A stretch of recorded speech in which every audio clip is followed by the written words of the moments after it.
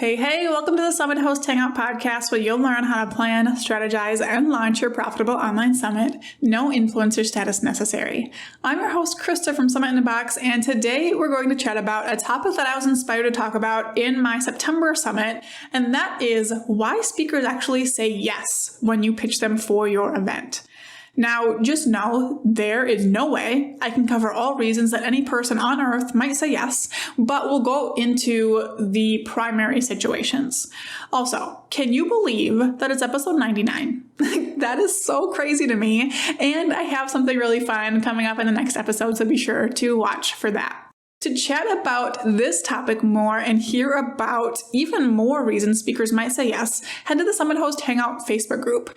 This is a community of Summit hosts, some first-time hosts, some veteran hosts who have come together to support each other, get support, and it's a great place to be. So head to summithosthangout.com/community, ask if your summit is set up in a way that speakers will say yes, and just be a part of a great place. So let's move into first why we think that speakers say yes to being in our summits. We get in our heads so much when it comes to pitching speakers, and we tend to think that they say yes for reasons that most of them don't even care about. So we think when we're pitching that they are going to want to be paid a ton to speak, and if we're not paying them a ton, that they're not going to want to be a part of it. We think that they care about how big our audience is, when a lot of them couldn't care less. We think they're in it for huge affiliate commissions. Like, there are definitely people out there who do care about those things, so don't get me wrong, but for most of you who listen to this podcast, and definitely for myself, those are the kinds of people we're pitching. You know, we're not pitching those kinds of people. We're pitching people we have relationships with, who really want to serve, who want to get in front of a new audience, things like that. So being paid a ton, you having a huge audience, and getting huge affiliate commissions honestly doesn't matter to most of the people we are pitching. So with that being said, let's talk about why speakers do say yes. And there's 4 things that I want to cover. First is their relationship with you. This is the number one reason that someone will say yes to speak at your event. If nothing else we're going to talk about resonates with them, this will be the main factor in their decision. I am so much more likely to say yes to a pitch when I know the person, even if the event doesn't sound like I'll benefit a whole lot from it, than I am from a cold pitch. Even a pitch that I think I would benefit from. I'm still more likely to say yes to the person that I know. Maybe that's an issue with me and my ability to say no, but I want to show up for the people I like and have relationships with and who have showed up for me in the past. And that's how most people tend to be as well. So prioritize building relationships in your industry now. Even if your summit is a ways out, that's what you should focus on. So I really woke up to how important this was in my September summit. So in one panel in particular with my speakers, I had strong relationships with, I think, 4 out of 5 panelists. It might have been 5 of 6, one of those. And they showed up for that panel. And they were pointing out to me that participating wasn't about the commissions or the money. It was about wanting to show up for me like I showed up for them in the past, and knowing that it was going to be an incredible event to be a part of. And I was blown away when they told me that. And thinking back, it's like, yeah, that's why I say yes to events too. I want to show up for these people who have supported me in the past, or who I just have good relationships with. So relationships are number 1. So if you don't have those relationships right now, just start working on it, all right? The second reason I want to talk about that speakers will say yes is people in business want opportunities to get in front of their ideal audience. And they want ways to get in front of their audience that does not mean throwing a ton of money at ads all the time. So the audience of your summit being a good fit for your speakers is another big reason. So when you are pitching speakers who have the same audience that your summit is reaching, it's a free opportunity for them to talk about their zone of genius to their ideal crowd. And that is awesome. So yeah, this means visibility, great. People aren't going to say yes when you say, hey, I have a visibility opportunity for you, for the most part. Sometimes they will. But if they have a strategy behind their speaking, it means list growth right away and income down the road. Like if they know how to put on a talk that converts for them, it means list growth and income.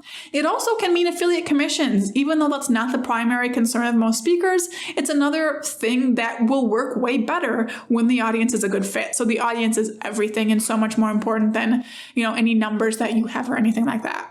The next thing they're going to look at is whether or not they believe in the topic. Your summit needs to be based around a topic that your speakers feel is important and that they truly believe in. So for example, if someone pitched me for a summit for designers, who is who my other business is for, and the topic was something like ditch your design clients for good and like pushing passive income, I would say heck no to that, because that's not the message I want to put out. That's not something I believe in. I don't believe that all designers should just ditch their clients and do passive income stuff. But recently, I was in a summit that was helping designers add passive income alongside their clients, and that was an easy yes for me. The audience there, it made it an even easier yes because it was the perfect fit audience. So I knew it would grow my list and that I'd make a decent affiliate income from it and that I could benefit these people. So having that audience and believing in the topic is huge, especially when you're pitching people you don't know, but it sure helps even if you're pitching someone that you do know. The last thing I want to cover is that people will be more likely to say yes if they know you're hosting an event that will be put together well and therefore reflect positively on them for being a part of it. So if there's something going on for their audience that's going to be an incredible experience, it is natural that they'll want to be a part of that. They want their face in front of that audience and being tied to your event. However, I want you to keep in mind the opposite is true. So a few months ago, I was set up to speak in a summit about summits. That is the perfect fit for me. Heck yeah, sign me up for that. But with the way speakers were treated and the way the marketing was happening and the message that started going out to people, I backed out before the summit happened. Even though my presentation was done, I had done all the work for that, I was ready to start scheduling promotion, I backed out because I didn't want my name anywhere near that. And I most certainly wasn't going to promote it to my audience and say, hey, come learn about summits from this event, when it was like totally the opposite of the kinds of things I teach. So focus on the experience both for your speakers and for your attendees.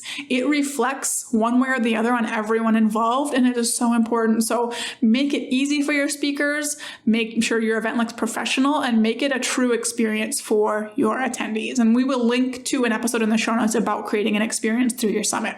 So is it nice to make money and get leads through participating in summits as a speaker? Definitely. And a lot of people will look at that more closely, maybe than I do, or a lot of people I pitch do.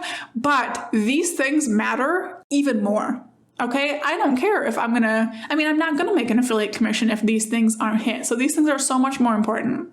So reframe the way you're thinking when you go to pitch your speakers. It's not all about making a ton of money. It's not all about how huge your audience is or isn't. It's about the experience you're creating for everyone and the relationships you have.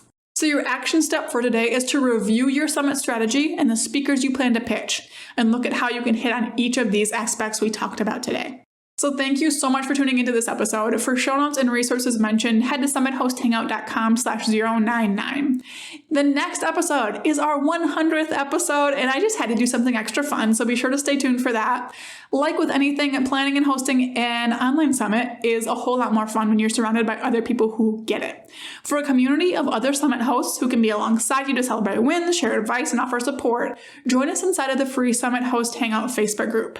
So head to summitHostHangout.com/community, and I can't wait to see you inside. Now go out and take action to plan, strategize, and launch your profitable online summit.